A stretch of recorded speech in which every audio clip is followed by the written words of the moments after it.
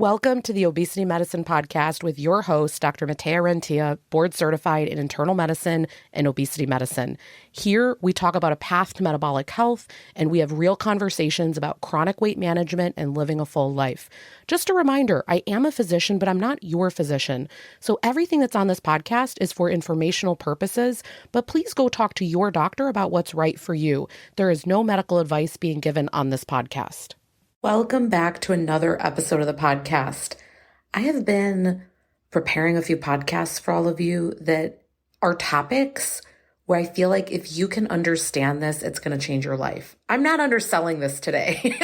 There's no underselling involved. In fact, we need to shoot this from the rafters. So I talked to all of you a lot about how I don't care about this BMI chart, which is a height for weight, a number that we come up with. And it's all over medicine. It's rampant because it got adopted by the insurance companies. And then now they use it as justifications for things and stuff like that. And we also have it steeped in our definitions of overweight and obesity. And it's this horrible thing because you can actually be incredibly healthy and still not be in a quote unquote mid-range normal BMI. And today is going to highlight that. I want to give one example today. I want to give the biggest thank you in the world to the person that is letting me use this data. I have explicitly asked for their consent because I do not like to violate privacy or just your security when you work with me, knowing that I do not talk about your information with anyone. Even when it's anonymized, you would recognize this scenario, okay? So that is the reason that I asked this person. I am still, in general, going to anonymize certain aspects of their data, but there's one thing that they will know exactly who they are when I talk about this. So I want to talk through a very specific scenario today.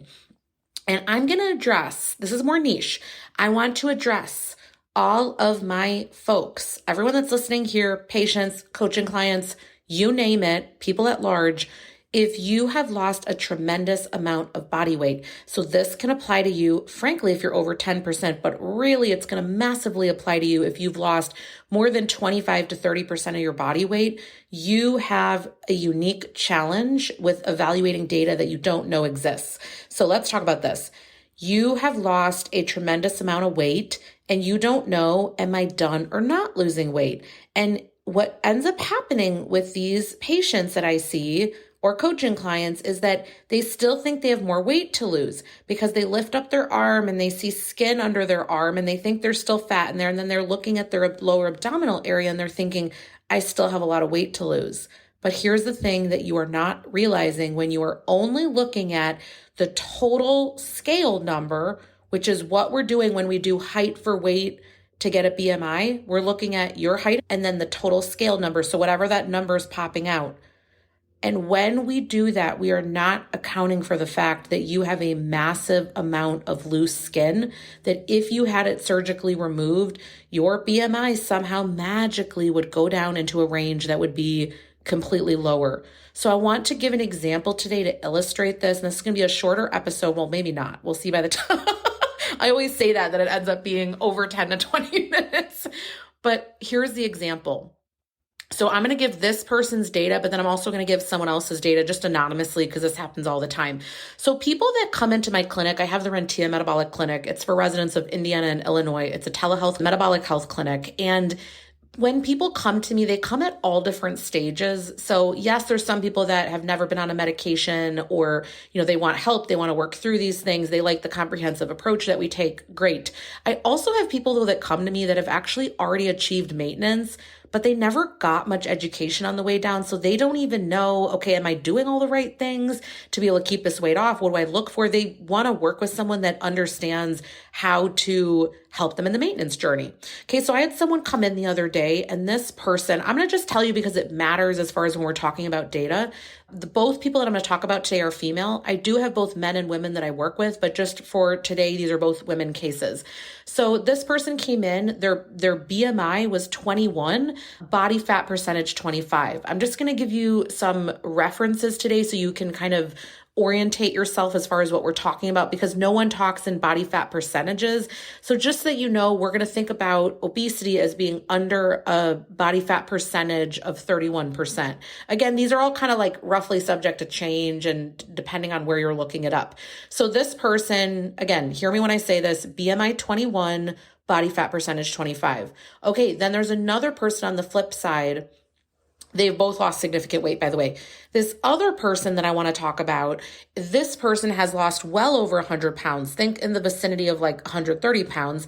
And they have an incredibly higher amount of muscle compared to this other person. So both of these, by the way, both of these people are using in my clinic what I recommend, which is the InBody scale, so we can really get an accurate body composition, meaning we know what's happening with skeletal muscle and we know what's happening with fat. And so this other person, although they've both lost tremendous amounts of weight, and all these things are going on, this other person has a much higher skeletal muscle mass. I'm talking literally 20 plus pounds more, okay? And although their BMI, this other person, they've lost 130 pounds, their BMI is going to read 28, their actual body fat percentage is 15.8%. Again, to give you reference, because I normally am not thinking about the percentages all day long, for a female in athletic range, so incredibly lean, will be anywhere from 14 to 21%. And so what's interesting is, you might think to yourself, if you only were looking at body mass index, which by the way, this is about 99% of doctors, if they're not trained in this area and they're not getting InBodies or some other body composition, there's SECA, there's InBody, there's DEXA scan, there's many different ways to get a body composition numbers. But if you're not looking at that, think about this person that they're going to go to their doctor, like in a traditional world, and their doctor is going to see the 28 BMI. And they're going to say, oh, you still have some more room to go, because they're going to say, well, we want you to get 25 or lower on the body mass index. And what I can tell from looking at these numbers for this person is that they don't need to lose any more fat. In fact, it's the opposite. We very much so need to not lose any more weight. And maybe if they're wanting to, this could be a plastic surgical procedure at that point. But this is not that they need to keep losing weight. They have very little fat to begin with on their body at this point. And sometimes if you go too low, especially based on what the goals of this person might be, maybe you're trying to work for fertility, maybe you want to have a kid, maybe all the different things that might be going on. A lot of people will actually become what's called amenorrheic, like they'll stop having their periods if the body fat goes too low. We actually don't want the body fat to be too low. There's a time when if it's too high, it might cause metabolic problems. But if it goes too low, that's a very much so a problem, right? And so I want you to realize that the reason that it matters so much when I keep talking about you getting a body composition done, it's that if you can work with a physician that understands what your skeletal muscle is doing and what the fat mass is doing. So if we understand those two, number one, you're going to know the point at which you're metabolically optimized. Then you will understand point number two, when it just becomes, when I say a vanity thing, where it's no longer about metabolic health, but it just becomes sort of where you're most comfortable and what you're reaching for. And number three, you will understand when it's absolutely a stop point, and it will have zero to do with that BMI. Like, I can't stress enough that if you're only looking at that BMI, you do not understand the health of the person. This person could have 100% normal labs at this point, when maybe before a lot was going on, that 100 plus pounds up. So they could have 100% normal labs. They could be like this person, have literally the highest amount of natural skeletal muscle mass. I say natural because, you need to make sure that this person isn't using anabolic steroids or something, right? But literally has been working out, has been having nutrition on point, has been doing all that. Of course, genetically blessed as well, right? Because other people can be doing all that and not have all the muscle.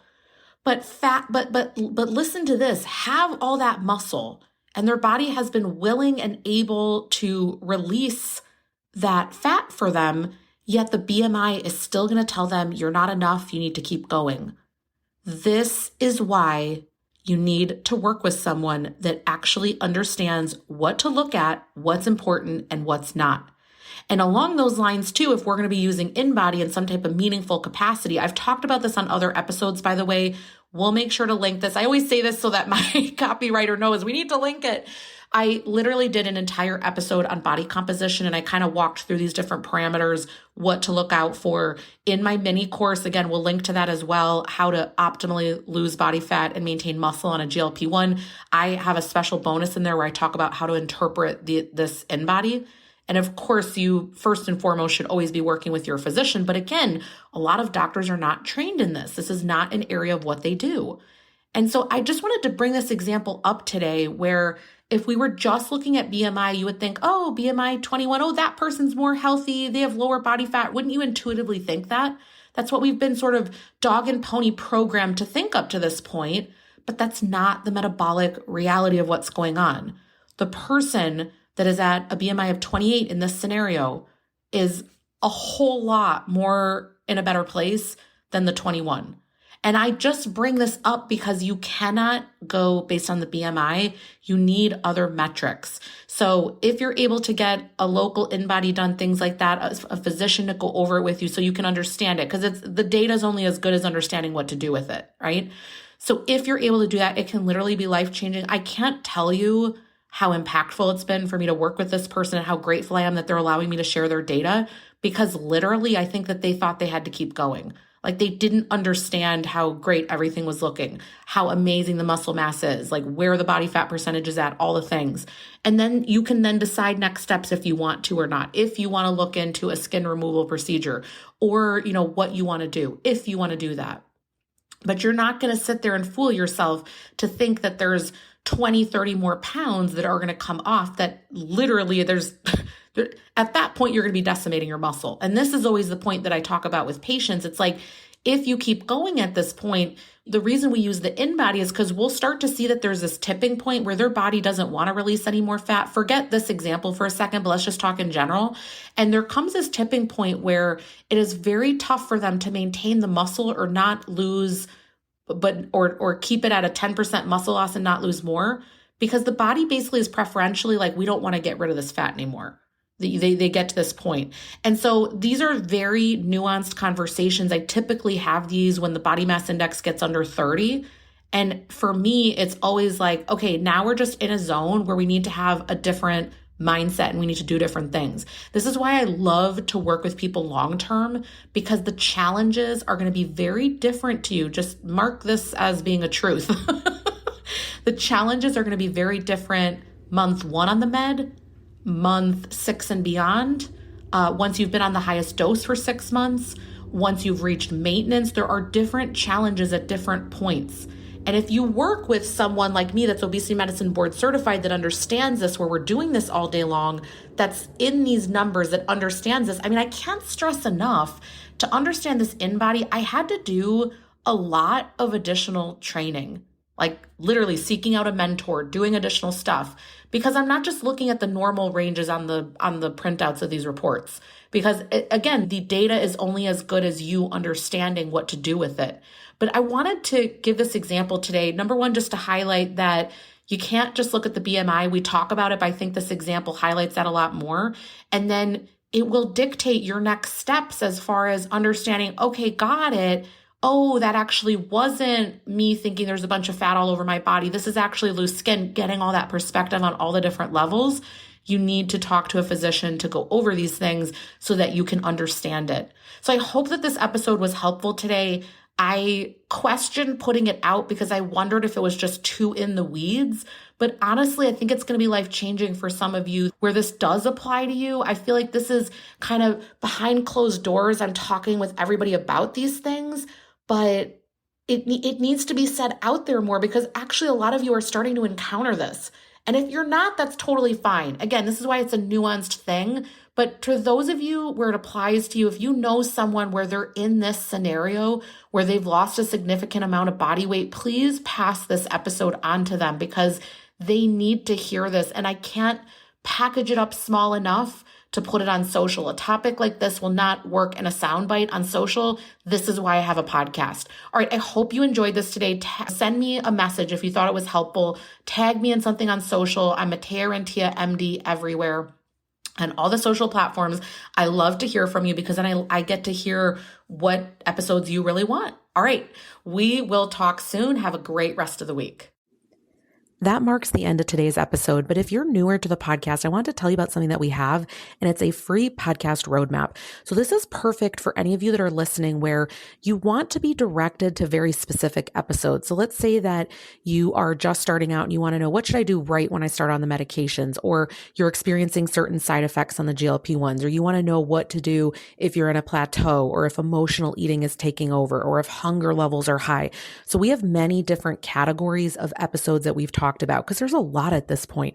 So if you want to be able to navigate that very easily, we have it broken down by category and also the episodes that are there, and we hyperlink to everything. So you can just click on it and find the episode, easy peasy.